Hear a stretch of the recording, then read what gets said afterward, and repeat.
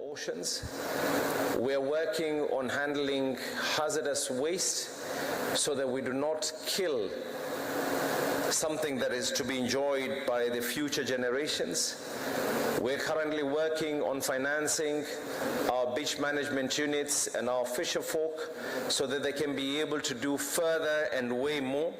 I want to give a special thank you to His Excellency the President, who on his recent trip to Mombasa did make a pledge that we're following up on, and his team have been able to be accommodative on a $3 million investment in Mombasa to handle the sewer treatment that are going to be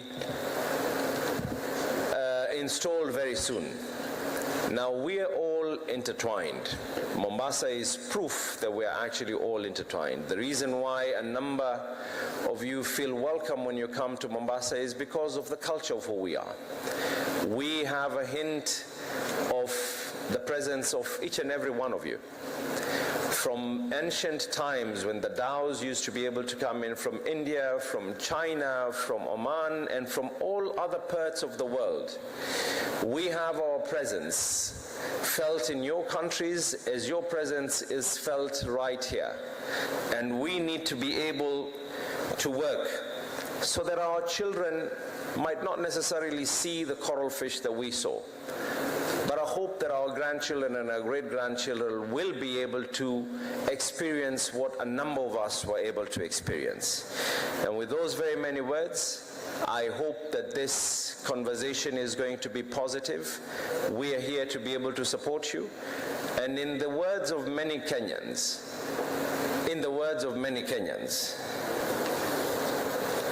if we are able to act today, future generations will say tutam.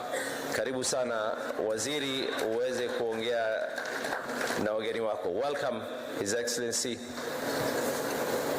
Thank you very much, and all of you enjoy Mombasa. Thank you very much. A round of applause for His Excellency, the Governor of Mombasa. And as I'd mentioned earlier, for our visitors, you may need to learn a few terms. I'm sure you've had one from His Excellency, the Governor, being two-term. Another one that you might need to learn is Nifaya Seafire.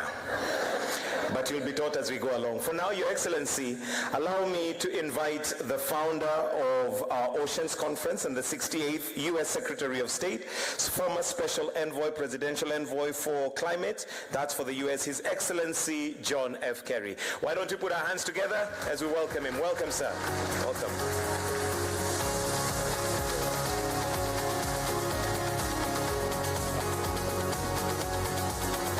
Good morning, everybody, and thank you very, very much for a generous welcome. Delighted to be here, Mr. Deputy President. We're delighted that you were able to make it, and we understand that the President is at the G7, where he's conducting important business, so we appreciate that very much. Distinguished friends, Cabinet Secretary Joe, Governor Nasser, I'm a child like you of the ocean. I know what you're talking about. And I particularly want to thank the World Resources Institute and Cynthia Barzuna, who you heard from a moment ago, who's been stewarding this process so that we truly know what people are doing or not doing. And I think it's important. I want you to know I'm scared stiff because somehow in the process of these last few years, I turned 80, and I don't know how that happened. I have no clue. I don't know how it happened. But what I'm doing now is not only trying to save the ocean, I'm trying to prove to people that 80 is the new 55. So stay with me, okay? I want to thank the government of Kenya profoundly for creating this event, which is the first ever Oceans Conference on African soil, as you heard earlier. And it's not because Kenya is arriving late to this challenge.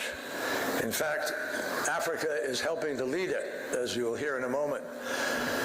14 years ago, when we launched the Our Ocean Conference with President Obama and I was Secretary of State, I said something that, and I don't quote myself, but I said something that I think is important for all of us to focus on. And that is, and it's as true today as it was 14 years ago, we can't have a healthy planet unless you have a healthy ocean. It is linked inextricably together. And so, think about what the ocean does for us every single day. The ocean produces roughly half the oxygen that we breathe. It feeds more than 3 billion people. It supports the livelihoods, the jobs for hundreds of millions more people. And it carries approximately 80% of global trade, with some negative implications for what happens in the ocean. Perhaps most remarkably, my friends, the ocean absorbs roughly 90% of the excess heat that is trapped on the planet because of greenhouse gas emissions. About a quarter of the carbon pollution that humanity emits every single year, the ocean consumes. In other words, the ocean has actually been acting as Earth's life support system. And it's been protecting us. And the question before us as we come here to Kenya for this important meeting is whether we are willing to protect the ocean in return. Because the ocean is sending us a very, very clear message. The science is no longer warning us about a future problem. The science is describing a present reality. Ocean temperatures have repeatedly reached record high levels. I mean, off the coast of Florida last year, 101 degrees Fahrenheit off Key West. That's the ocean. That's as hot as a hot tub, which has to be gas-fired in order to get to that heat. More than 1/3 of the world's fish stocks are harvested at biologically unsustainable levels. And scientists now estimate that roughly half the world's coral reefs are already lost or severely degraded. The vast majority of the remaining reefs could be at risk between the lifespan now of today's young people. And Africa has more young people than any other place.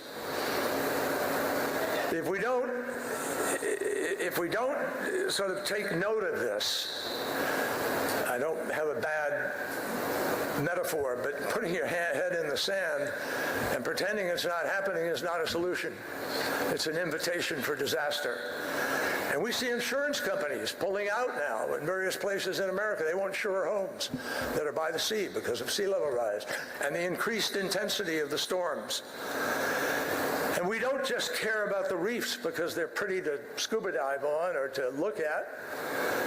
We care because the reefs are essential spawning grounds, important to the life cycle of everything in the ocean. We also care that millions of tons of plastic, you saw it a few minutes ago on one of the photos here, millions of tons of plastic enter the ocean every single year, and it breaks down into microplastics. And almost every human being on the planet is taking microplastics into our bodies. Now, I can't prove it, but you might ask yourself the question of why there's so much more pancreatic cancer. Why is there so much more lung cancer and so forth? So we also care because millions of tons of that plastic is trapped in various parts of the ocean where it has no way to get out unless we take it out. The climate crisis is not only warming the ocean, it's changing its own chemistry more than it has been changed in millions of years. And it is we human beings who are either making the choice or choosing not to make a choice that is what is creating this crisis. None of this is happening in theory anymore. When I started working on this issue, Al Al Gore and I were young senators, our first term, in 1985, and Reagan was president. And we became involved because Jim Hansen, a NASA scientist, testified to us, this is happening. That was in 1986, 85. We all went to Rio. We went to various parts of the world, Kyoto, you name it, to negotiate. But too many people still push back and fight and throw money to the wrong side of this challenge. I have personally seen the costs of climate change because I've traveled the world. I went to Antarctica, I went to the Arctic, I went to Svalbard off Norway. I've been all around our planet. And I have seen the costs of climate change up close and personal. But I've also seen something else. I'm not here to scold. I'm not here to scare. Because I do believe we can still solve this problem. We still have the power to do it. And I've seen something else all around the world, and you're seeing it right here today in this meeting. Leadership, innovation, determination. Because while Africa has contributed the least of any part of the world to this crisis, it is increasingly now helping to lead the world's response. And that leadership is on display here today, tomorrow, yesterday. That's why bringing our ocean to Mombasa is so important. Not simply because of geography, but because this coastline actually reminds us of something pretty fundamental. For centuries, long before climate summits and international conferences, the waters of the Indian Ocean connected Africa to the wider world through trade, culture, exchange. And the ocean has always connected us, my friends. The great poets of everybody's nation have always touched on the power of the ocean. The challenge before us is not a lack of knowledge. We know exactly what is happening. The challenge is whether political will can finally catch up with the science. Because every major issue governments are wrestling with today actually has an ocean dimension.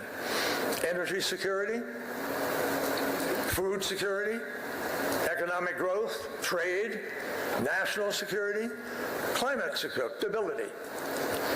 And the ocean no longer be an afterthought in climate policy, and it has been.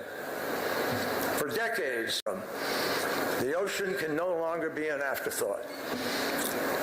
Now, than many terrestrial forests, while also protecting and the resources necessary to enforce them. It doesn't do any good just to stand up and say, well, we're creating a marine protected area here, but you don't protect it. In too many parts of the world, right now we're at about 3% of the world's announced.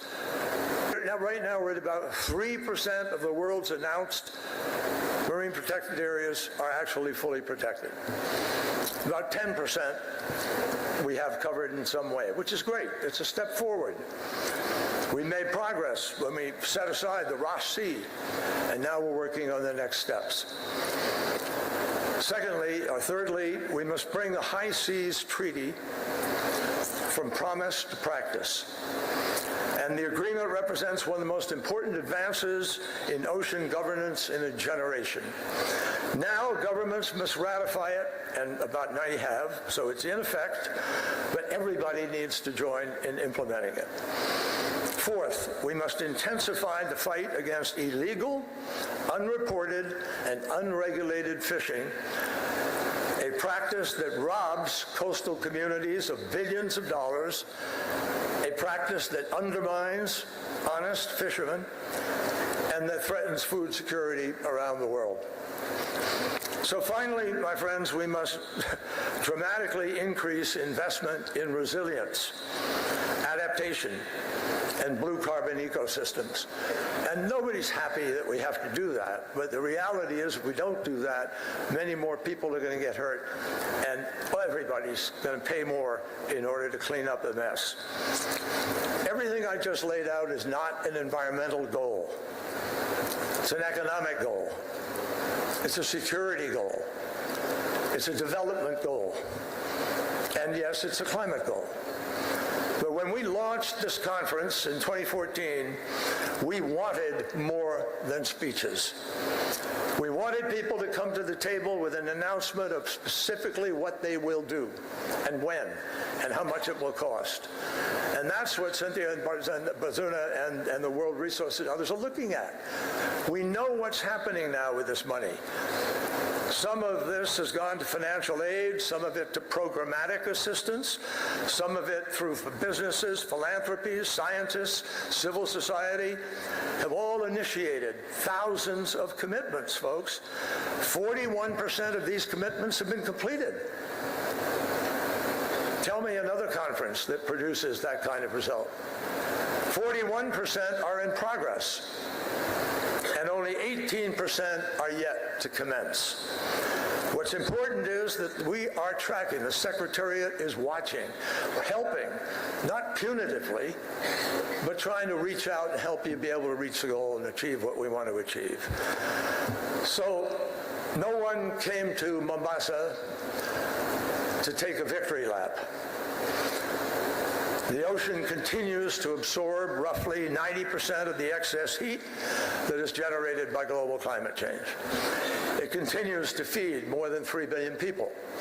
It continues to carry approximately 80% of all the trade, as I said. The question is whether we humans who present the problems that it faces are going to do the things that we need to do to win this challenge.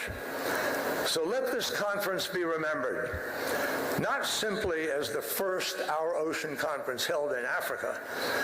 Let it be remembered as the conference that moved the world from commitments to implementation. The measure of our success is not going to be in speeches. It'll be in the reefs that we save. It'll be in the fisheries that we restore. It'll be in the mangroves that we protect or plant, the marine protected areas we establish and enforce. And the future we leave to the next generation.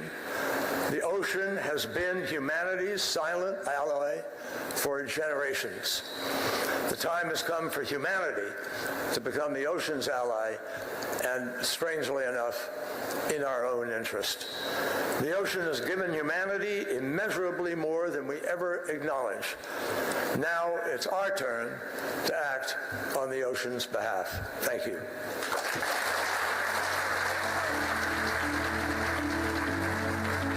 Thank you, Your Excellency John F. Kerry, for highlighting the weight of this conference and also what needs to be achieved, and I'm sure it's going to be achieved. Your Excellency, the Deputy President, allow me to now invite the Cabinet Secretary for Mining, Blue Economy and Maritime Affairs, Honorable Ali Hassan Joho. A clap for him, please. Welcome, Waziri.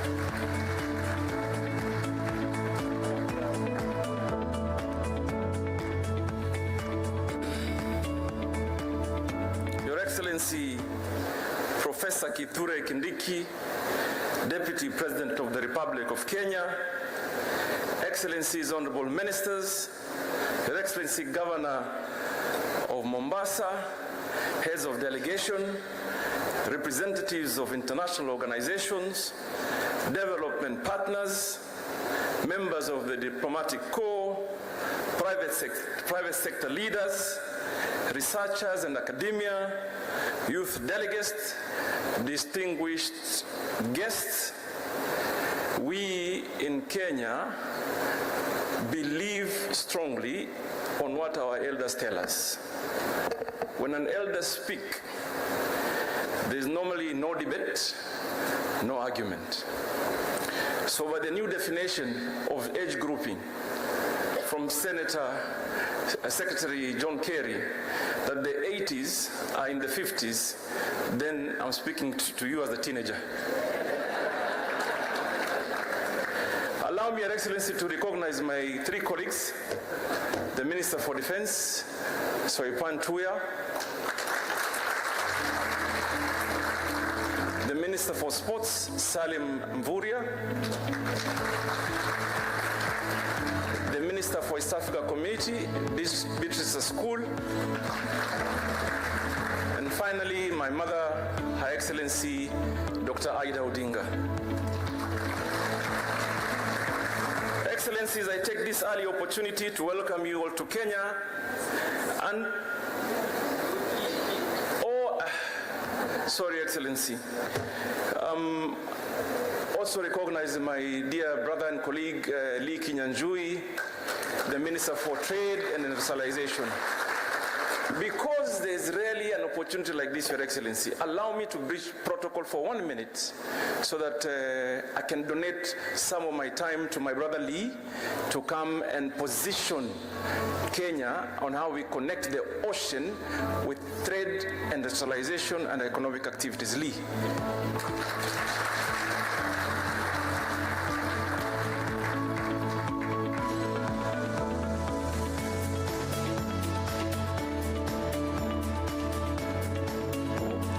Thank you, the Honorable Hassan Joho, the Minister for Blue Economy. Allow me, Your Excellencies, to acknowledge our Deputy President, Professor Kithure Kindiki, the Secretary, John Kerry, and all the guests who are here observing all the protocol. Mine is very simple, is to say that for a long time, as has already been said, the blue economy and the oceans have not been given their due attention. And in particular, even here in Kenya, to also confirm that for the longest period, the issue around blue economy was within different departments of government and never consolidated. And I'm happy to see that over the last 4 years, we have since consolidated, we have a full ministry, and we have a policy so that we can realize the full potential of the blue economy. Allow me also to say that of the entire world, in Africa and in Europe and other places, proximity to the ocean is associated with wealth, especially in the West. The realization of how to extract wealth from the ocean, especially in the West and the Americas, is very high. However, in our continent, or the ocean is not an automatic ticket to wealth extraction. So again, as a continent, and also here in Kenya, we believe that there lies a huge opportunity for us to come together and put the oceans where they belong. And for that matter, allow me just to outline two issues. One is that Kenya has a 600-kilometer coastline. Within this coastline, there is fishing, there is logistics, there's everything. And within our plan for joining the entire continent in the Africa Free Trade Area, one of our biggest challenges is that it takes between 45 to 60 days to move a container from Mombasa to Ghana, whereas it will take 5 to 6 days to move it to the Middle East. So the area around transshipment and reducing cargo time and the cost of freight is going to be a major issue. And I'm happy to note Kenya, especially through our Lamu port, is keen to play this role. And we are therefore inviting the blue economy community into seeing how we can be able to work around this. Lastly, allow me to say that we are aware that, again, in the ocean,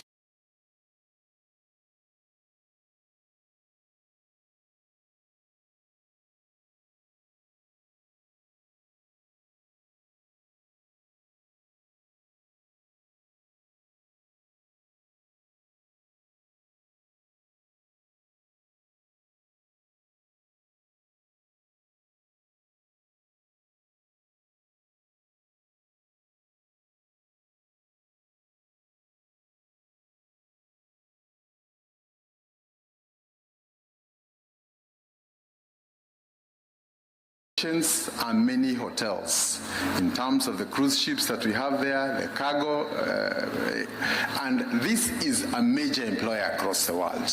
Again, here for Kenya, I want to encourage our shipping companies that if you want the best tech, if you want the people in hospitality, if you want the people in any area you want to think of, we have institutions that have been aligned to ensure that we provide manpower for the ocean and the economy around that. And I think this is an area we want to work closely to build and bridge the gap that is there. Again, on last one, for Lamu, we have been in discussions with some of the shipbuilding companies, and we want to say that our deep sea port in Lamu is a huge opportunity waiting to be explored. It is deep enough for all the big ship builders that want to come, noting that across Africa we have not been able to exploit that part. And I believe that part of those of you who are here, the companies that are here to look for opportunities, the shipping lines and everybody, this will be an opportunity for us to come together. Once again, I want to say my big thank you and welcome you to Kenya and Mombasa. Thank you.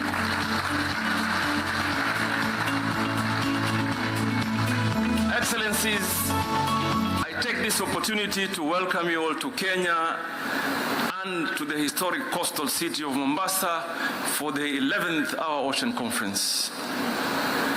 We are deeply privileged to convene this global ocean community at such defining moment for our planet and our shared future. I extend our sincere appreciation to all our delegates, partners, institutions, and stakeholders who have joined us for this important global gathering. Ladies and gentlemen, we meet under the timely and powerful theme, our ocean, our heritage, our future. This theme reminds us that the ocean is not only a shared natural resource, but also a shared responsibility. Having been born and raised along Kenya's coastline, I have personally witnessed the profound connection between coastal communities and the ocean. For generations, the Indian Ocean has shaped our identity, sustained livelihoods, facilitated trade, inspired culture, and created opportunities for millions of people across our region. Unfortunately, today, the ocean faces unprecedented pressure from climate change, marine pollution, biodiversity loss, habitat degradation, unsustainable exploitation of marine resources, and illegal, unreported, unregulated fishing. These, however, pose critical opportunities for us to address immediate economic, social, and security aspects affecting livelihoods, food security, resilience, and sustainable development. Distinguished guests, cognizant of the above, the government of Kenya is undertaking deliberate measures to unlock the immense potential in our marine and aquatic resources while safeguarding them from future generations, through sustainable and science-based management approaches. Under the leadership of His Excellency President William Samoei Ruto, Kenya has prioritized the blue economy as a key driver within its bottom-up economic transformation agenda. Ladies and gentlemen, as we gather here in Mombasa over the coming days, let this conference serve not only as a platform for dialogue, but also as a catalyst for measurable action and meaningful partnerships. The world expects bold leadership, practical solutions, and credible commitments that can accelerate the ocean action. I therefore wish to make a clarion call to all of us to accelerate implementation of the existing ocean commitments, establish a global blue economy investment facility for developing countries, blended finance mechanisms, increase investment and climate finance for ocean-based adaptation projects, accelerate implementation of the High Seas Biodiversity Agreement, strengthen regional fisheries management and action against IUU fishing, Additionally, we need to create an enabling investment environment for launching the Blue Bond and other resource mobilization strategies for the ocean investment. Kenya stands ready to work with all partners in advancing shared vision for healthy oceans, resilient communities, and sustainable prosperity. History will judge us not by the promise we make today, but by the actions we take to secure the future of our oceans. I wish to express my sincere gratitude to all development partners, sponsors, organizers, technical teams, stakeholders, and volunteers whose dedication and commitment have made this conference possible. I extend my special appreciation to the people of Mombasa, whose governor spoke from the heart. Later on, we will want to find a cardiologist to look at that heart. And we will leave to the commitment. But thank you, Governor, for hosting us. Yesterday, you took some of the delegates to some dance, even though you got them to dance, but you never danced. And that's why we'll find a cardiologist to look at your heart. I extend special appreciation to the people of Mombasa for their warm hospitality and continued stewardship of Kenya's coastal heritage. And once again, I warmly welcome you to Kenya and to Mombasa and wish you fruitful deliberations during this conference. Your Excellencies, they said, so there's a famous saying, it goes in Kiswahili, kuingia Mombasa ni harusi, kutoka Mombasa ni matanga. And because, Your Excellency, you are a professor of law and a master in the British language, you will translate that for us when you come. Because it's very difficult for me to happily translate a funeral situation, so you will do it better than all of us.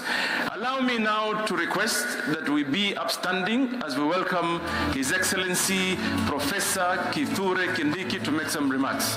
Karibu Mheshimiwa.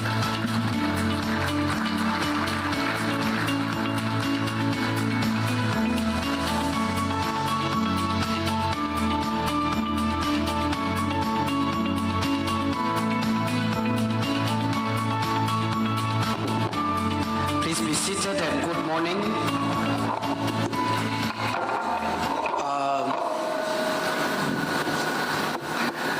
Wow, we are too many. We are very many, and this is great. That shows how important what we discuss here this morning is. Excellencies, heads of delegations, Secretary Kerry, the founder of our Ocean Conference,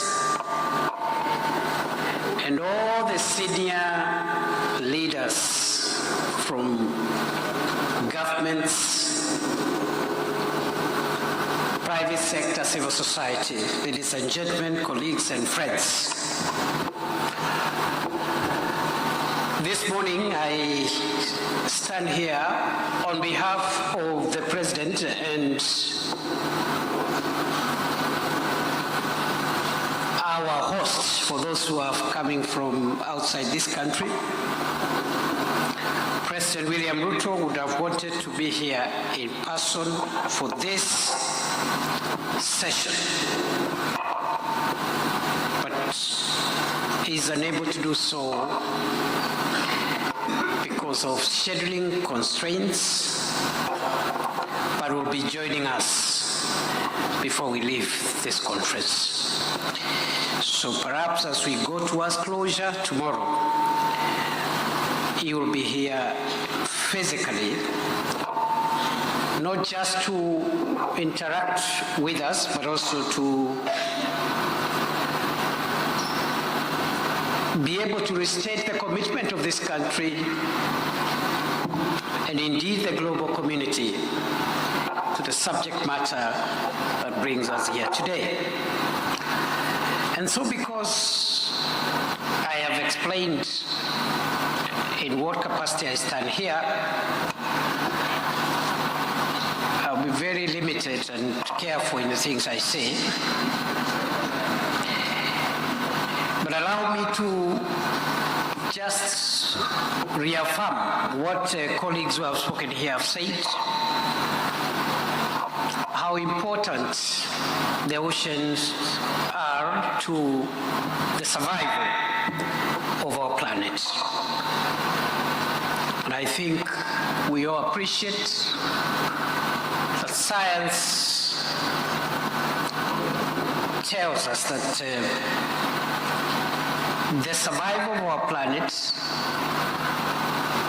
and the survival of humanity has a very close and permanent relationship with the health of our oceans. And therefore,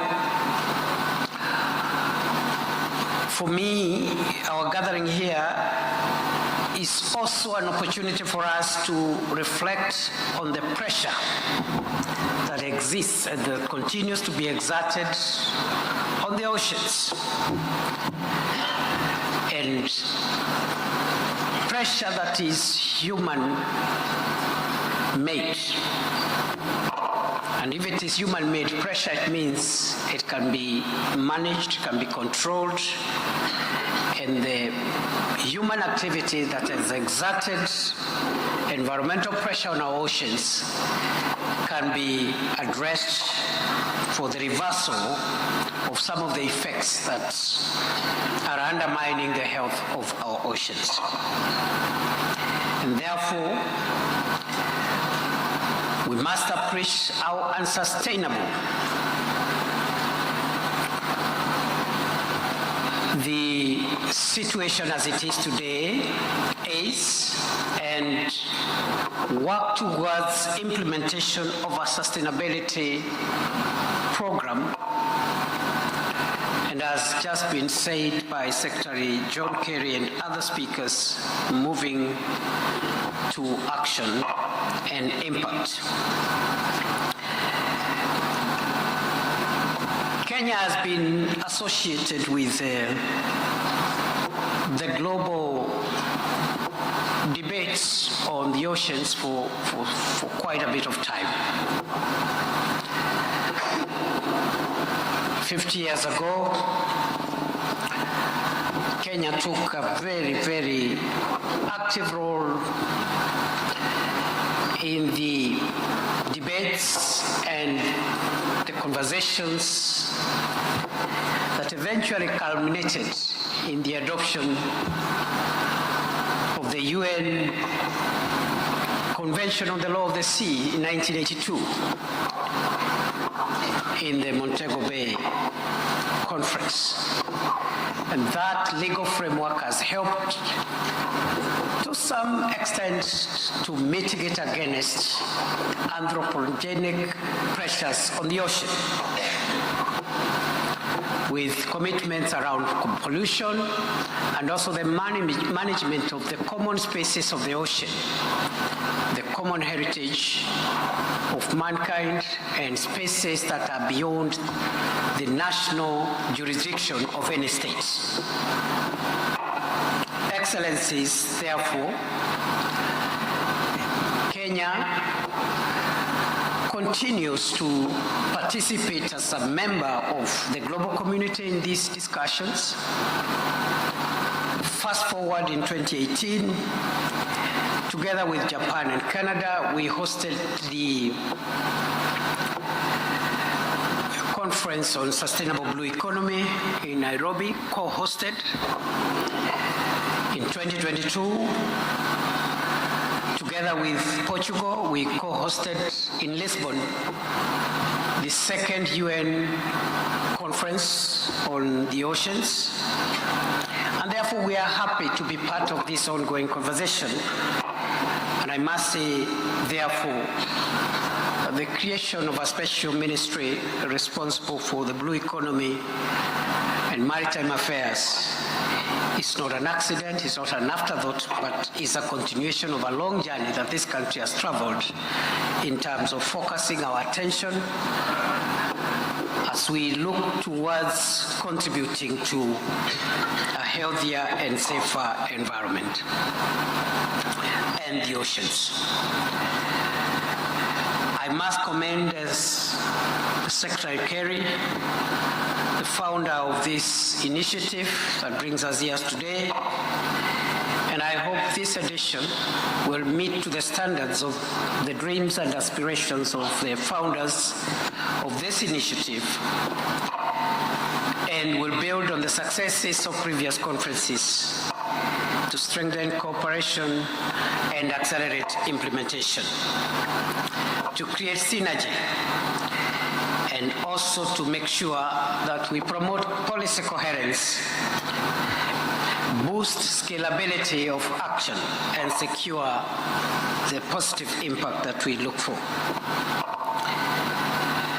It has been said that we need to take care of our marine biodiversity and also manage the effects of climate change and protect sensitive marine ecosystems. And I don't think it is my space to speak about that because I know there are enough scientists and enough professionals in this field who can state this matter a little clearer. Allow me to say that in terms of situating what our obligation as this generation is on this subject matter, it has been said that we do not inherit the earth from our ancestors. Instead, we borrow it